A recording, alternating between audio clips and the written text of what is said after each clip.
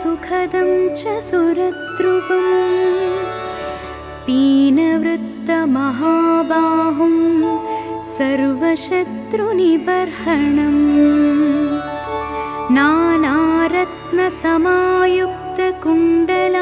नानारत्नसमायुक्तकुण्डलादिविभूषितं सर्वदाभीष्टदातारं सतां वै दृढमाहवे वासिनं चक्रतीर्थस्य दक्षिणस्थगिरौ सदा तुङ्गाम्भोदितरङ्गस्य वातेन परिशोभिते नानादेशागतैः सद्भिः सेव्यमानं नृपोत्तमैः धूपदीपादिनैवेद्यैः पञ्चखाद्यैश्च शक्तितः भजामि श्रीहनुमन्तं हेमकान्तिसमप्रभं व्यासतीर्थयतीन्द्रेण पूजितं प्रणिधानतः त्रिवारं यः पठेन्नित्यं स्तोत्रं भक्त्या द्विजोत्तमः वाञ्छितं लभतेऽभीष्टं षण्मासाभ्यन्तरे खलु पुत्रार्थी लभते पुत्रं यशोर्थी लभते यशः विद्यार्थी लभते विद्यां धनार्थी लभते धनम्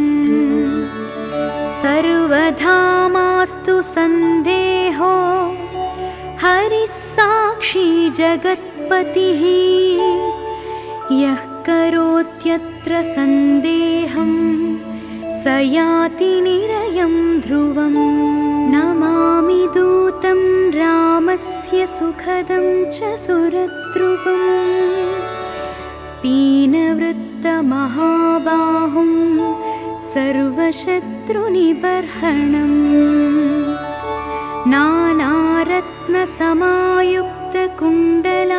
नानारत्नसमायुक्तकुण्डलादिविभूषितं सर्वदाभीष्टदातारं सतां वै दृढमाहवे वासिनं चक्रतीर्थस्य दक्षिणस्थगिरौ सदा तुङ्गाम्भोदितरङ्गस्य वातेन परिशोभिते नानादेशागतैः सद्भिः सेव्यमानं नृपोत्तमैः धूपदीपादिनैवेद्यैः पञ्चखाद्यैश्च शक्तितः भजामि श्रीहनुमन्तं हेमकान्तिसमप्रभं व्यासतीर्थयतीन्द्रेण पूजितं प्रणिधानतः त्रिवारं यः पठेन्नित्यं स्तोत्रं भक्त्या द्विजोत्तमः वाञ्छितं लभतेऽभीष्टं षण्मासाभ्यन्तरे खलु पुत्रार्थी लभते पुत्रं यशोर्थी लभते यशः विद्यार्थी लभते विद्यां धनार्थी लभते धनम् सर्वधा मास्तु सन्देहो हरिः साक्षी जगत्पतिः यः करोत्यत्र सन्देहं स याति निरयं ध्रुवम् नमामि दूतं रामस्य सुखदं च सुरद्रुवम् पीनवृत्तमहाबाहुं सर्वशत्रुनिबर्हणम्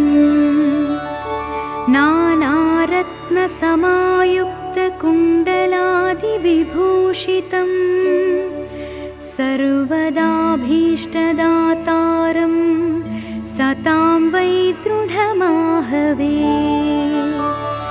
वासिनं चक्रतीर्थस्य दक्षिणस्थगिरौ सदा तुङ्गाम्भोदितरङ्गस्य वातेन परिशोभिते नानादेशागतैः सद्भिः सेव्यमानं नृपोत्तमैः धूपदीपादिनैवेद्यैः पञ्चखाद्यैश्च शक्तितः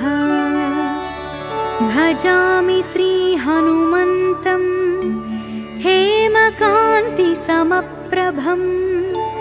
व्यासतीर्थयतीन्द्रेण पूजितं प्रणिधानतः त्रिवारं यः पठेन्नित्यं स्तोत्रं भक्त्या द्विजोत्तमः वाञ्छितं लभतेऽभीष्टं षण्मासाभ्यन्तरे खलु पुत्रार्थी लभते पुत्रं यशोर्थी लभते यशः विद्यार्थी लभते विद्यां धनार्थी लभते धनम् सर्वधा मास्तु सन्देहो हरिः साक्षी जगत्पतिः यः करोत्यत्र सन्देहं स याति निरयं ध्रुवम् नमामि दूतं रामस्य सुखदं च सुरद्रुवम् पीनवृत्तमहाबाहुं सर्वशत्रुनिबर्हणम्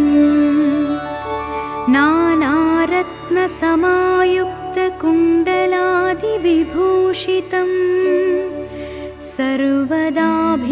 सर्वदाभीष्टदातारं सतां वै दृढमाहवे वासिनं चक्रतीर्थस्य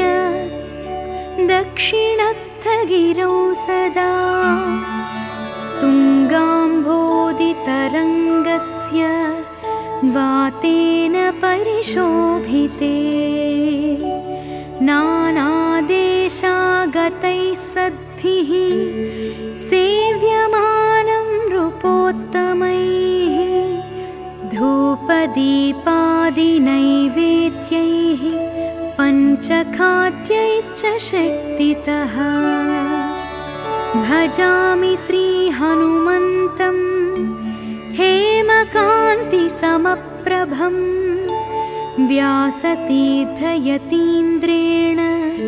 पूजितं प्रणिधानतः त्रिवारं यः पठेन्नित्यं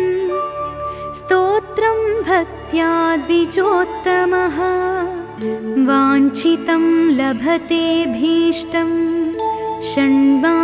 षण्मासाभ्यन्तरे खलु पुत्रार्थी लभते पुत्रं यशोर्थी लभते यशः विद्यार्थी लभते विद्यां धनार्थी लभते धनम् सर्वधा मास्तु सन्देहो हरिः साक्षी जगत्पतिः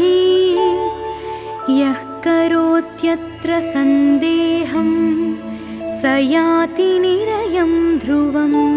नमामि दूतं रामस्य सुखदं च सुरद्रुवम् पीनवृत्तमहाबाहुं सर्वशत्रुनिबर्हणम्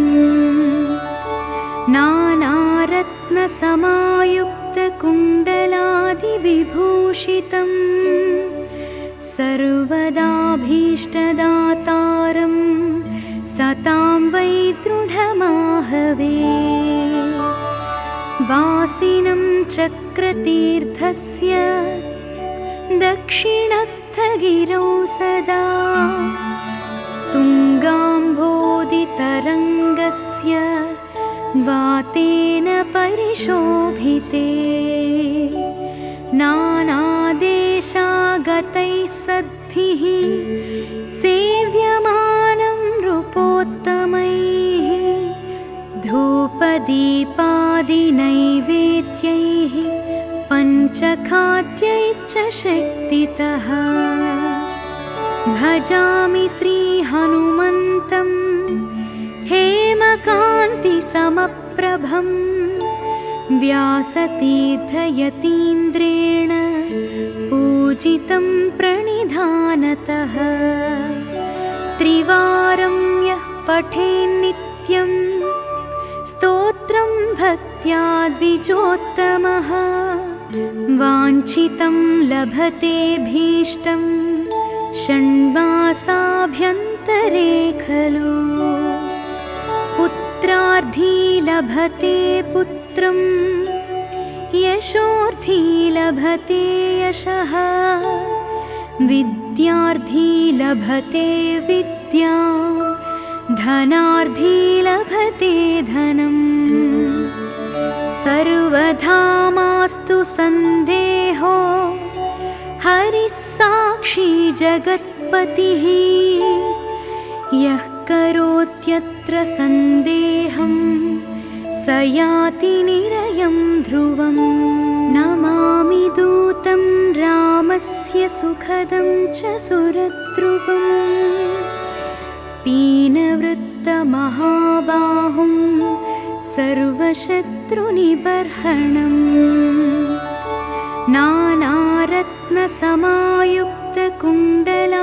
नानारत्नसमायुक्तकुण्डलादिविभूषितं सर्वदाभीष्टदातारं सतां वै दृढमाहवे वासिनं चक्रतीर्थस्य दक्षिणस्थगिरौ सदा तुङ्गाम्भोदितरङ्गस्य वातेन परिशोभिते नानादेशागतैः सद्भिः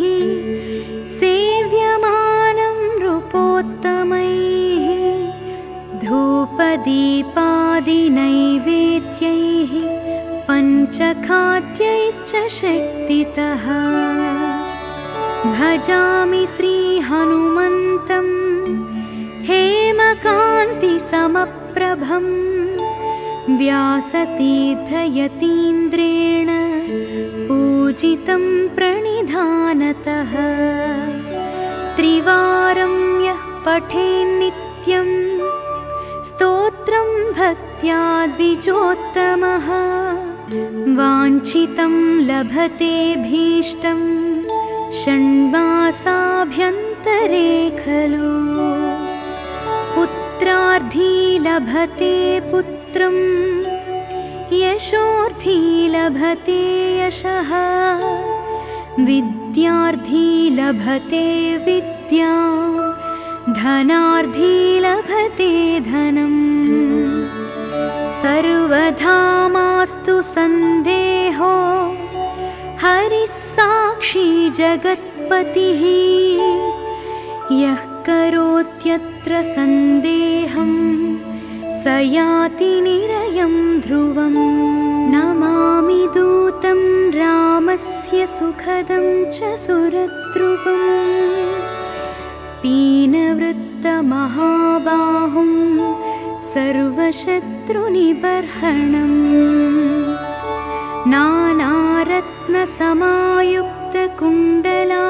नानारत्नसमायुक्तकुण्डलादिविभूषितं सर्वदाभीष्टदातारं सतां वै दृढमाहवे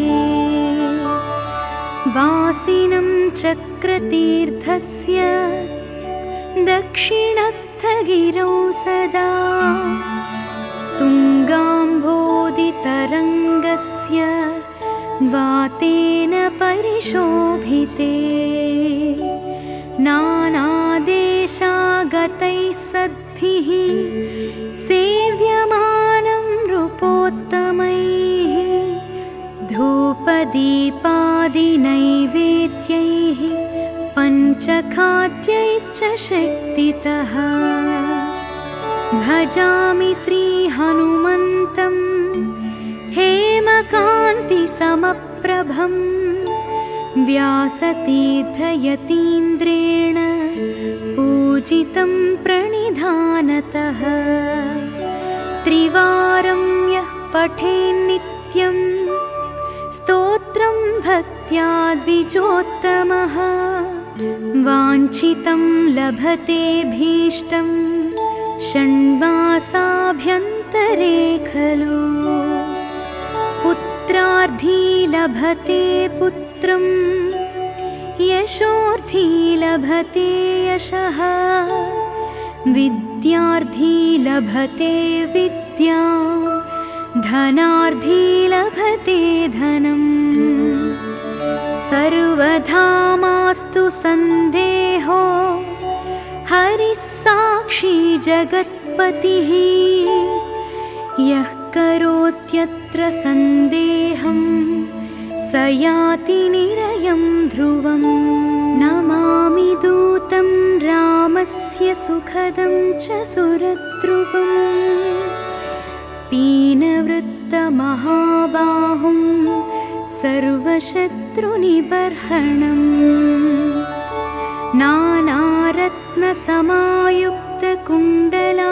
नानारत्नसमायुक्तकुण्डलादिविभूषितं सर्वदाभीष्टदातारं सतां वै दृढमाहवे वासिनं चक्रतीर्थस्य दक्षिणस्थगिरौ सदा तुङ्गाम्भोदितरङ्गस्य वातेन परिशोभिते नानादेशागतैः सद्भिः सेव्यमानं नृपोत्तमैः धूपदीपादिनैवेद्यैः पञ्चखाद्यैश्च शक्तितः भजामि श्रीहनुमन्तं हेमकान्तिसमप्रभं व्यासतीर्थयतीन्द्रेण पूजितं प्रणिधानतः त्रिवारं यः पठेन्नित्यं स्तोत्रं भक्त्या द्विजोत्तमः वाञ्छितं लभतेऽभीष्टं षण्मासाभ्यन्तरे खलु पुत्रार्थी लभते पुत्रं यशोर्थी लभते यशः विद्यार्थी लभते विद्यां धनार्थी लभते धनम् सर्वधा मास्तु सन्देहो हरिः साक्षी जगत्पतिः यः करोत्यत्र सन्देहं स याति निरयं ध्रुवम् नमामि दूतं रामस्य सुखदं च सुरद्रुवम् पीनवृत्तमहाबाहुं सर्वशत्रुनिबर्हणम्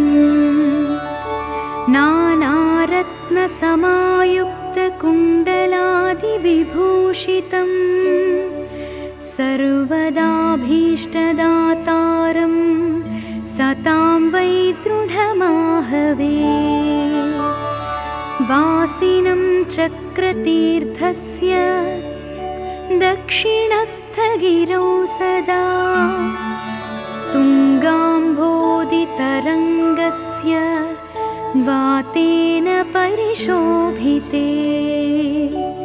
नानादेशागतैः सद्भिः सेव्यमानं नृपोत्तमैः धूपदीपादिनैवेद्यैः पञ्चखाद्यैश्च शक्तितः भजामि श्रीहनुमन्तं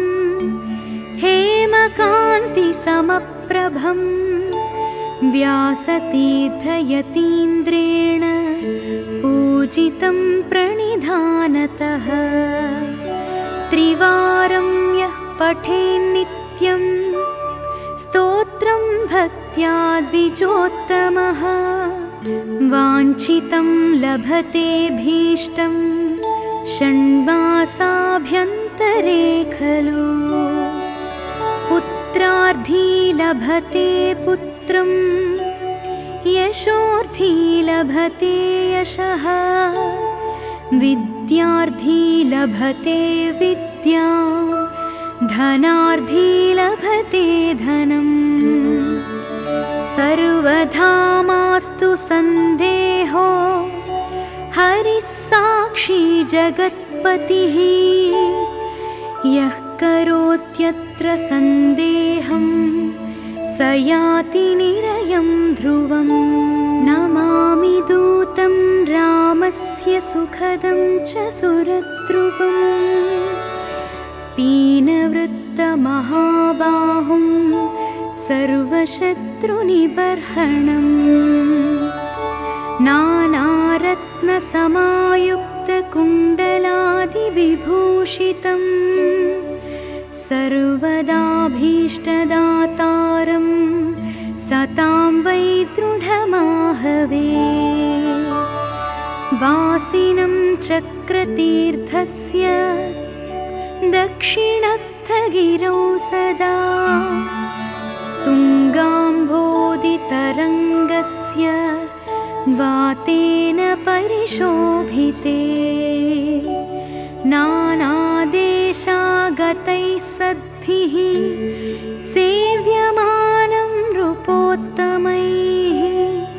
धूपदीपादिनैवेद्यैः पञ्चखाद्यैश्च शक्तितः। भजामि श्रीहनुमन्तं हेमकान्तिसमप्रभं, व्यासतीर्थयतीन्द्रेण पूजितं प्रणिधानतः। त्रिवारं यः पठेन्नित्यं स्तोत्रं भक्त्या द्विजोत्तमः, वाञ्छितं लभतेऽभीष्टं षण्मासाभ्यन्तरे खलु।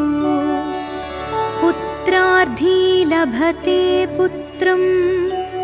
यशोर्थी लभते यशः, विद्यार्थी लभते विद्यां, धनार्थी लभते धनम्। सर्वथा मास्तु सन्देहो, हरिः साक्षी जगत्पतिः। यः करोत्यत्र सन्देहं,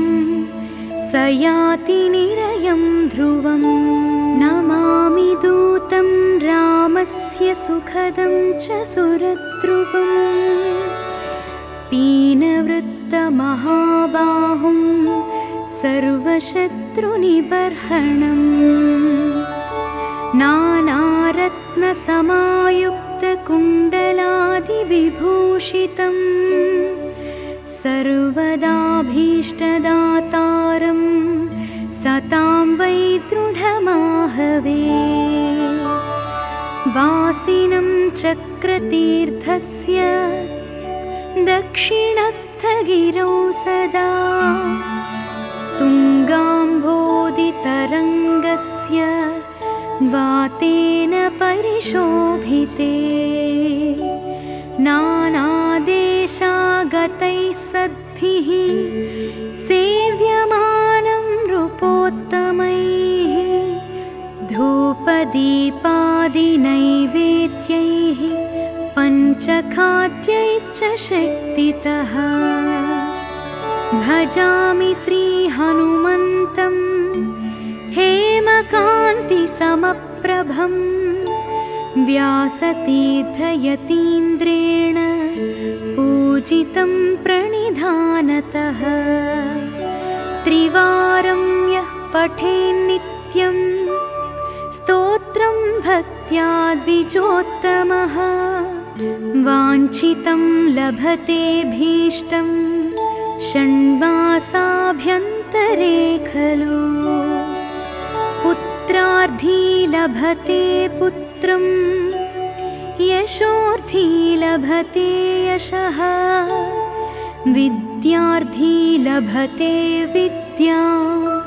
धनार्थी लभते धनम् सर्वथा मास्तु सन्देहो हरिः साक्षी जगत्पतिः यः करोत्यत्र सन्देहं स याति निरयं ध्रुवम् नमामि दूतं रामस्य सुखदं च सुरद्रुवम् पीनवृत्तमहाबाहुं सर्वशत्रुनिबर्हणम्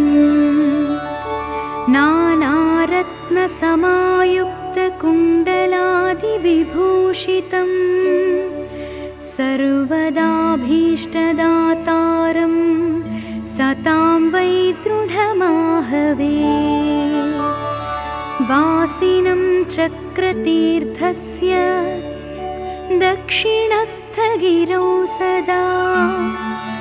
तुङ्गाम्भोदितरङ्गस्य वातेन परिशोभिते नानादेशागतैः सद्भिः सेव्यमानं नृपोत्तमैः धूपदीपादिनैवेद्यैः पञ्चखाद्यैश्च शक्तितः भजामि श्रीहनुमन्तं हेमकान्तिसमप्रभं व्यासतीर्थयतीन्द्रेण पूजितं प्रणिधानतः त्रिवारं यः पठेन्नित्यं स्तोत्रं भक्त्या द्विजोत्तमः वाञ्छितं लभते भीष्टं षण्मासाभ्यन्तरे खलु पुत्रार्थी लभते पुत्रं यशोर्थी लभते यशः विद्यार्थी लभते विद्यां धनार्थी लभते धनम् सर्वथा मास्तु सन्देहो हरिः साक्षी जगत्पतिः यः करोत्यत्र सन्देहं स याति निरयं ध्रुवम् नमामि दूतं रामस्य सुखदं च सुरद्रुवम् पीनवृत्तमहाबाहुं सर्वशत्रुनिबर्हणम्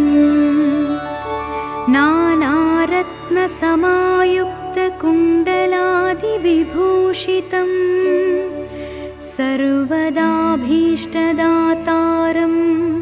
सतां वै दृढमाहवे वासिनं चक्रतीर्थस्य दक्षिणस्थगिरौ सदा तुङ्गाम्भोदितरङ्गस्य वातेन परिशोभिते नानादेशागतैः सद्भिः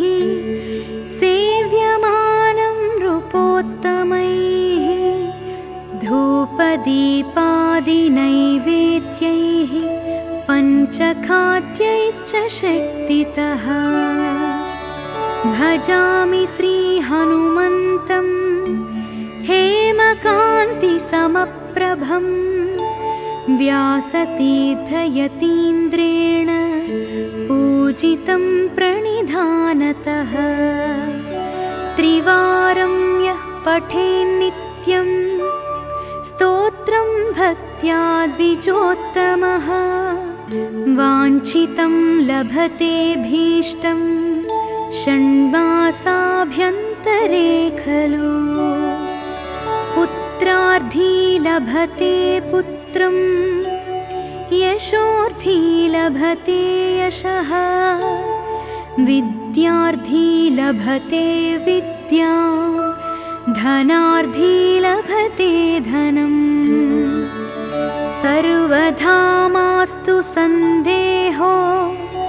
हरिः साक्षी जगत्पतिः यः करोत्यत्र सन्देहं स याति निरयं ध्रुवम् नमामि दूतं रामस्य सुखदं च सुरद्रुवम् पीनवृत्तमहाबाहुं सर्वशत्रुनिबर्हणम्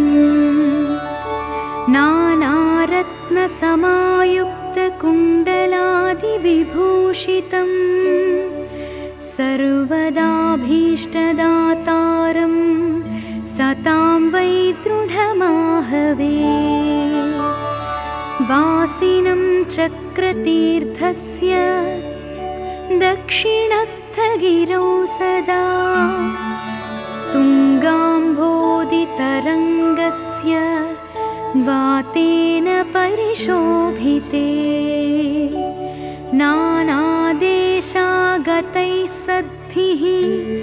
सेव्यमानं नृपोत्तमैः धूपदीपादिनैवेद्यैः पञ्चखाद्यैश्च शक्तितः भजामि श्रीहनुमन्तं हेमकान्तिसमप्रभं व्यासतीर्थयतीन्द्रेण पूजितं प्रणिधानतः त्रिवारं यः पठेन्नित्यं स्तोत्रं भक्त्या द्विजोत्तमः वाञ्छितं लभते भीष्टं षण्मासाभ्यन्तरे खलु पुत्रार्थी लभते पुत्रं यशोर्थी लभते यशः विद्यार्थी लभते विद्यां धनार्थी लभते धनम् सर्वधा मास्तु सन्देहो हरिः साक्षी जगत्पतिः यः करोत्यत्र सन्देहं स याति निरयं ध्रुवम् नमामि दूतं रामस्य सुखदं च सुरद्रुवम् पीनवृत्तमहाबाहुं सर्वशत्रुनिबर्हणम्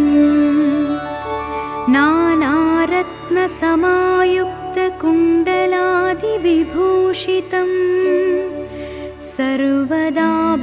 सर्वदाभीष्टदातारं सतां वै दृढमाहवे वासिनं चक्रतीर्थस्य दक्षिणस्थगिरौ सदा तुङ्गाम्भोदितरङ्गस्य वातेन परिशोभिते नानादेशागतैः सद्भिः सेव्यमानं नृपोत्तमैः धूपदीपादिनैवेद्यैः पञ्चखाद्यैश्च शक्तितः भजामि श्रीहनुमन्तं हेमकान्तिसमप्रभं व्यासतीर्थयतीन्द्रेण पूजितं प्रणिधानतः त्रिवारं यः पठेन्नित्यं स्तोत्रं भक्त्या द्विजोत्तमः वाञ्छितं लभते भीष्टं षण्मासाभ्यन्तरे खलु पुत्रार्थी लभते पुत्रं यशोर्थी लभते यशः विद्यार्थी लभते विद्यां धनार्थी लभते धनम् सर्वधा मास्तु सन्देहो हरिः साक्षी जगत्पतिः यः करोत्यत्र सन्देहं स याति निरयं ध्रुवम् नमामि दूतं रामस्य सुखदं च सुरद्रुवम् पीनवृत्तमहाबाहुं सर्वशत्रुनिबर्हणम् नानारत्नसमायुक्तकुण्डलादिविभूषितं सर्वदाभीष्टदातारं सतां वै दृढमाहवे। वासिनं चक्रतीर्थस्य दक्षिणस्थगिरौ सदा तुङ्गाम्भोदितरङ्गस्य वातेन परिशोभिते। नानादेशागतैः सद्भिः सेव्यमानं नृपोत्तमैः धूपदीपादिनैवेद्यैः पञ्चखाद्यैश्च शक्तितः। भजामि श्रीहनुमन्तं हेमकान्तिसमप्रभं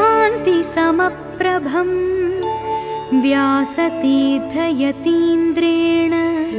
पूजितं प्रणिधानतः। त्रिवारं यः पठेन्नित्यं स्तोत्रं भक्त्या द्विजोत्तमः वाञ्छितं लभते भीष्टं षण्मासाभ्यन्तरे खलु। पुत्रार्थी लभते पुत्रं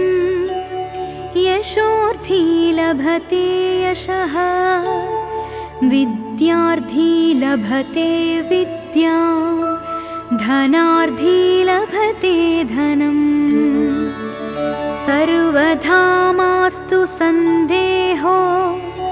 हरिः साक्षी जगत्पतिः यः करोत्यत्र सन्देहं स याति निरयं ध्रुवम्। नमामि दूतं रामस्य सुखदं च सुरद्रुवम् पीनवृत्तमहाबाहुं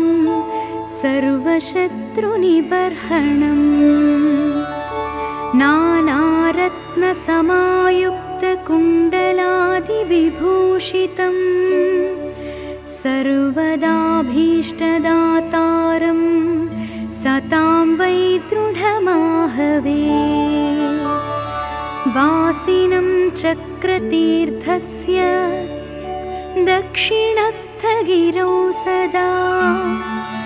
तुङ्गाम्भोदितरङ्गस्य वातेन परिशोभिते। नानादेशागतैः सद्भिः सेव्यमानं नृपोत्तमैः धूपदीपादिनैवेद्यैः पञ्चखाद्यैश्च शक्तितः। भजामि श्रीहनुमन्तं हेमकान्तिसमप्रभं व्यासतीर्थयतीन्द्रेण पूजितं प्रणिधानतः। त्रिवारं यः पठेन्नित्यं स्तोत्रं भक्त्या द्विजोत्तमः वाञ्छितं लभते भीष्टं षण्मासाभ्यन्तरे खलु। पुत्रार्थी लभते पुत्रं यशोर्थी लभते यशः विद्यार्थी लभते विद्यां धनार्थी लभते धनम्। सर्वधा मास्तु सन्देहो हरिः साक्षी जगत्पतिः यः करोत्यत्र सन्देहं स याति निरयं ध्रुवम्। नमामि दूतं रामस्य सुखदं च सुरद्रुवम् पीनवृत्तमहाबाहुं सर्वशत्रुनिबर्हणम्। नानारत्नसमायुक्तकुण्डलादिविभूषितं सर्वदाभीष्टदातारं सतां वै दृढमाहवे। वासिनं चक्रतीर्थस्य दक्षिणस्थगिरौ सदा तुङ्गाम्भोदितरङ्गस्य वातेन परिशोभिते नानादेशागतैः सद्भिः सेव्यमानं नृपोत्तमैः धूपदीपादिनैवेद्यैः पञ्चखाद्यैश्च शक्तितः भजामि श्रीहनुमन्तं हेमकान्तिसमप्रभं व्यासतीर्थयतीन्द्रेण पूजितं प्रणिधानतः त्रिवारं यः पठेन्नित्यं स्तोत्रं भक्त्या द्विजोत्तमः वाञ्छितं लभतेऽभीष्टं षण्मासाभ्यन्तरे खलु पुत्रार्थी लभते पुत्रं यशोर्थी लभते यशः विद्यार्थी लभते विद्यां धनार्थी लभते धनम् सर्वधा मास्तु सन्देहो हरिः साक्षी जगत्पतिः यः करोत्यत्र सन्देहं स याति निरयं ध्रुवम् नमामि दूतं रामस्य सुखदं च सुरद्रुवम् पीनवृत्तमहाबाहुं सर्वशत्रुनिबर्हणम्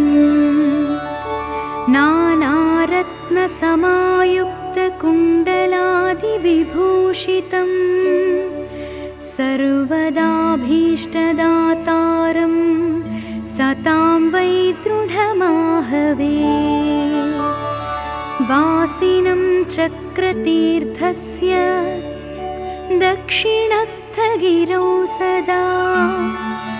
तुङ्गाम्भोदितरङ्गस्य वातेन परिशोभिते नानादेशागतैः सद्भिः सेव्यमानं नृपोत्तमैः धूपदीपादिनैवेद्यैः पञ्चखाद्यैश्च शक्तितः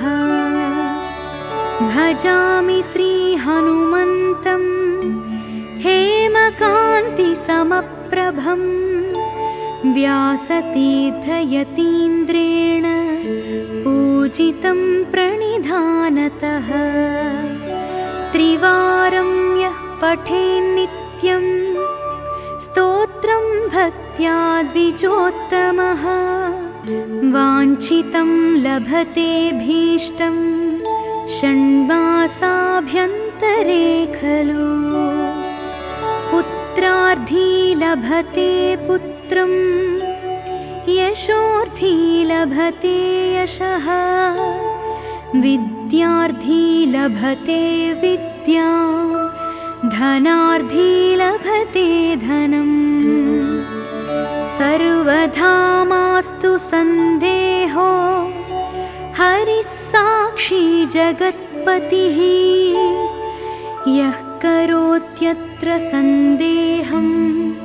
स याति निरयं ध्रुवम् नमामि दूतं रामस्य सुखदं च सुरद्रुवम् पीनवृत्तमहाबाहुं सर्वशत्रुनिबर्हणम्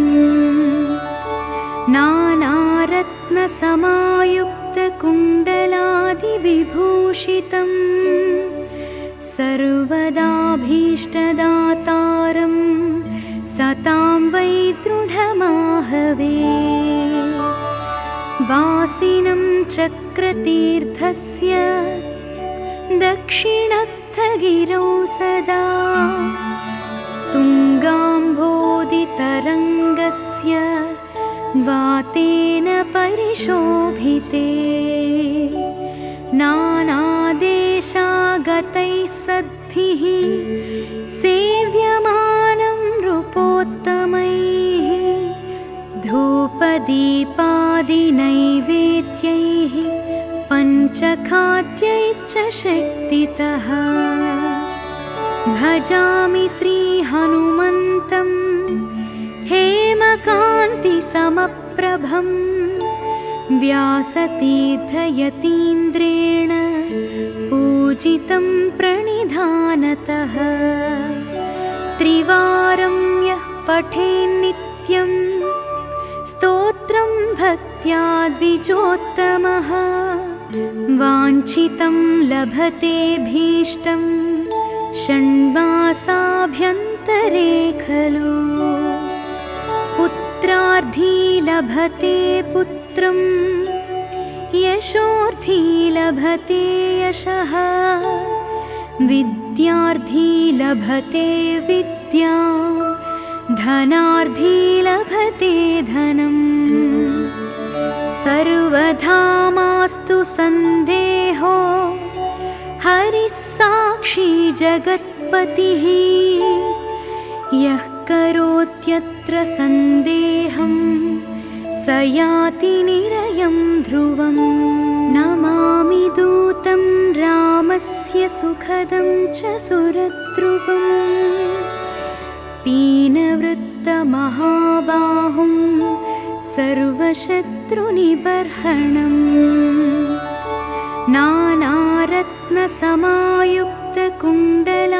नानारत्नसमायुक्तकुण्डलादिविभूषितं सर्वदाभीष्टदातारं सतां वै दृढमाहवे वासिनं चक्रतीर्थस्य दक्षिणस्थगिरौ सदा तुङ्गाम्भोदितरङ्गस्य वातेन परिशोभिते नानादेशागतैः सद्भिः सेव्यमानं नृपोत्तमैः धूपदीपादिनैवेद्यैः पञ्चखाद्यैश्च शक्तितः भजामि श्रीहनुमन्तं हेमकान्तिसमप्रभं व्यासतीर्थयतीन्द्रेण पूजितं प्रणिधानतः त्रिवारं यः पठेन्नित्यं स्तोत्रं भक्त्या द्विजोत्तमः वाञ्छितं लभतेऽभीष्टं षण्मासाभ्यन्तरे खलु पुत्रार्थी लभते पुत्रं यशोर्थी लभते यशः विद्यार्थी लभते विद्यां धनार्थी लभते धनम् सर्वधा मास्तु सन्देहो हरिः साक्षी जगत्पतिः यः करोत्यत्र सन्देहं स याति निरयं ध्रुवम् नमामि दूतं रामस्य सुखदं च सुरद्रुवम् पीनवृत्तमहाबाहुं सर्वशत्रुनिबर्हणम्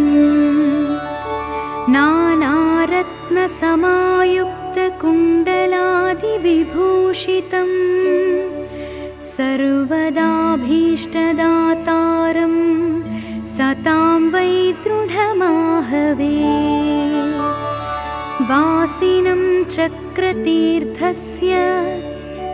दक्षिणस्थगिरौ सदा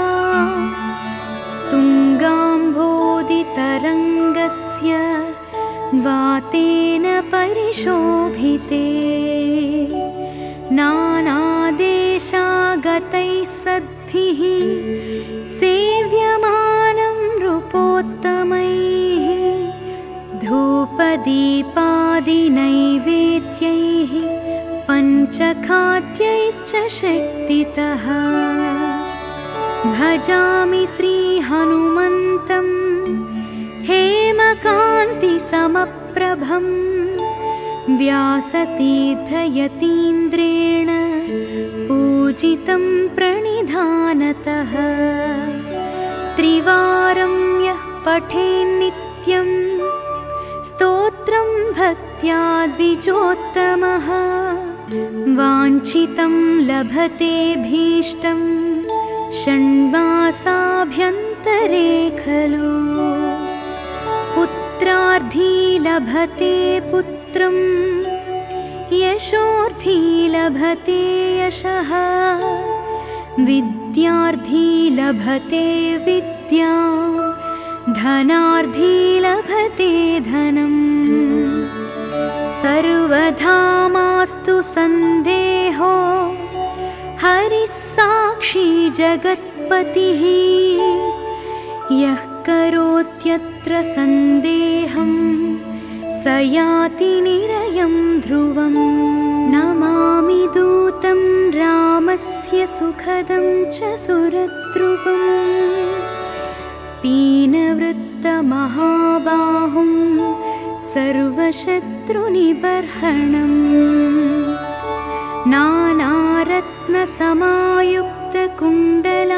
नानारत्नसमायुक्तकुण्डलादिविभूषितं सर्वदाभीष्टदातारं सतां वै दृढमाहवे वासिनं चक्रतीर्थस्य दक्षिणस्थगिरौ सदा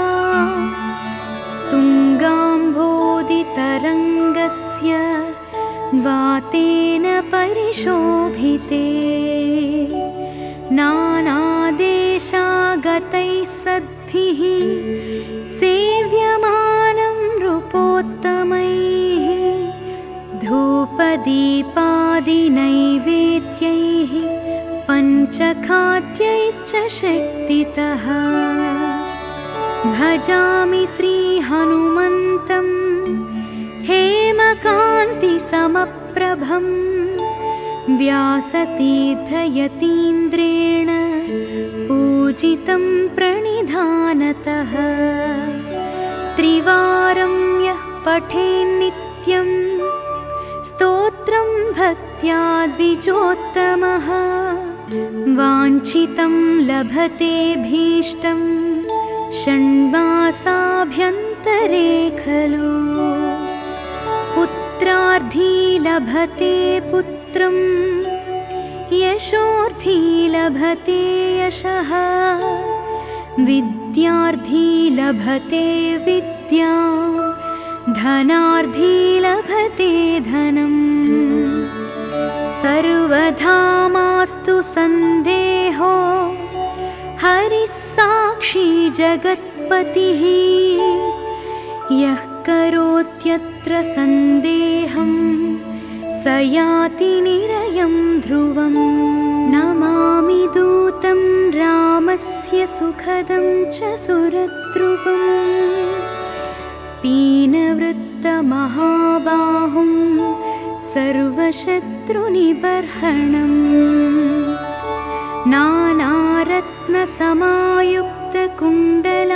नानारत्नसमायुक्तकुण्डलादिविभूषितं सर्वदाभीष्टदातारं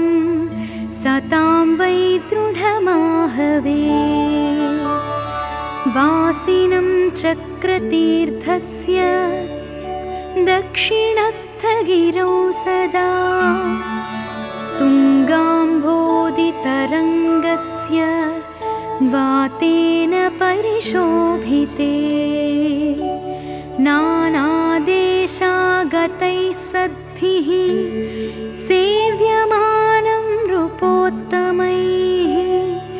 धूपदीपादिनैवेद्यैः पञ्चखाद्यैश्च शक्तितः भजामि श्रीहनुमन्तं हेमकान्तिसमप्रभं व्यासतीर्थयतीन्द्रेण पूजितं प्रणिधानतः त्रिवारं यः पठेन्नित्यं स्तोत्रं भक्त्या द्विजोत्तमः वाञ्छितं लभतेऽभीष्टं षण्मासाभ्यन्तरे खलु पुत्रार्थी लभते पुत्रं यशोर्थी लभते यशः विद्यार्थी लभते विद्यां धनार्थी लभते धनम् सर्वथा मास्तु सन्देहो हरिः साक्षी जगत्पतिः यः करोत्यत्र सन्देहं स याति निरयं ध्रुवम् नमामि दूतं रामस्य सुखदं च सुरद्रुवम् पीनवृत्तमहाबाहुं सर्वशत्रुनिबर्हणम्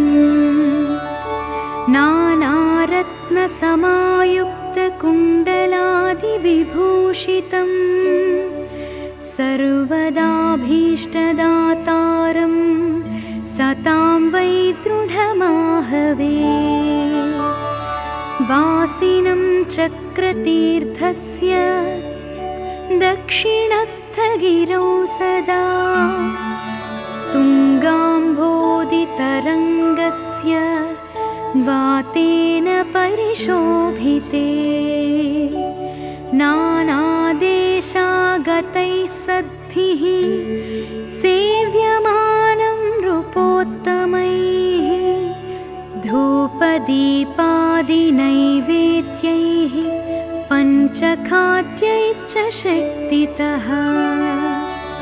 भजामि श्रीहनुमन्तं हेमकान्तिसमप्रभं व्यासतीर्थयतीन्द्रेण पूजितं प्रणिधानतः त्रिवारं यः पठेन्नित्यं स्तोत्रं भक्त्या द्विजोत्तमः वाञ्छितं लभते भीष्टं षण्मासाभ्यन्तरे खलु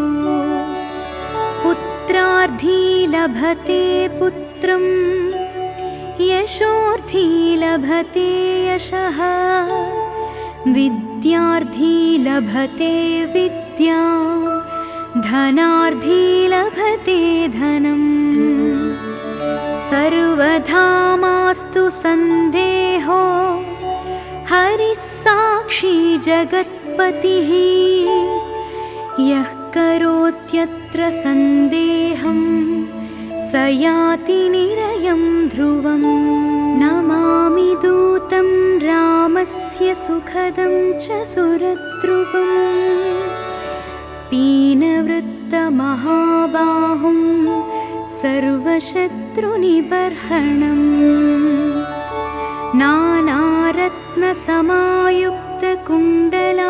नानारत्नसमायुक्तकुण्डलादिविभूषितं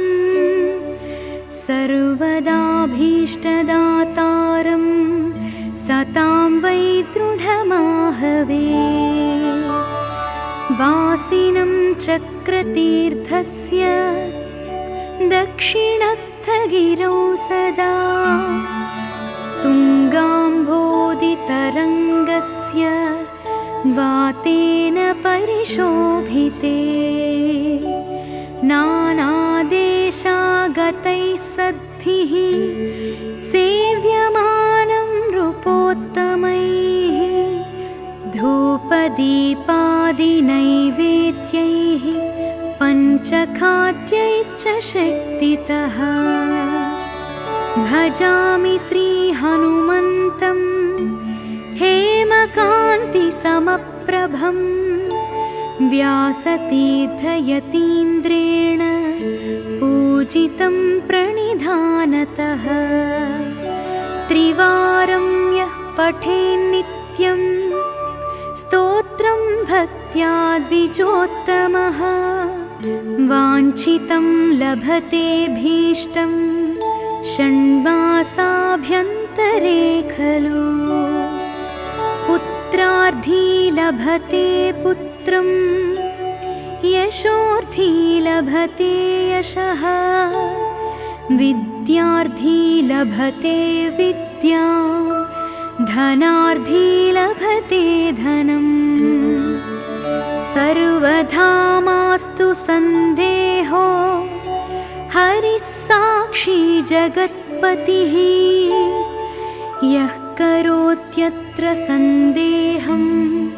स याति निरयं ध्रुवम् नमामि दूतं रामस्य सुखदं च सुरद्रुवम् पीनवृत्तमहाबाहुं सर्वशत्रुनिबर्हणम् नानारत्नसमायुक्तकुण्डलादिविभूषितं सर्वदाभीष्टदातारं सतां वै दृढमाहवे वासिनं चक्रतीर्थस्य दक्षिणस्थगिरौ सदा तुङ्गाम्भोदितरङ्गस्य वातेन परिशोभिते नानादेशागतैः सद्भिः सेव्यमानं नृपोत्तमैः धूपदीपादिनैवेद्यैः पञ्चखाद्यैश्च शक्तितः भजामि श्रीहनुमन्तं हेमकान्तिसमप्रभं व्यासतीर्थयतीन्द्रेण पूजितं प्रणिधानतः त्रिवारं यः पठेन्नित्यं स्तोत्रं भक्त्या द्विजोत्तमः वाञ्छितं लभते भीष्टं षण्मासाभ्यन्तरे खलु पुत्रार्थी लभते पुत्रं यशोर्थी लभते यशः विद्यार्थी लभते विद्यां धनार्थी लभते धनम्